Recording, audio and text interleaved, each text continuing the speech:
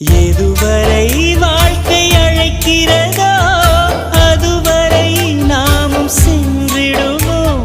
விடை பெறும் நேரம் வரும்போதும் சிரிப்பினில் நன்றி சொல்லிடுவோம்.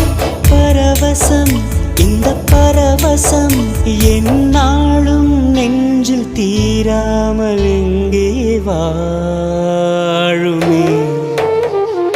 கடவுள் தந்த அழகிய வாழ்வு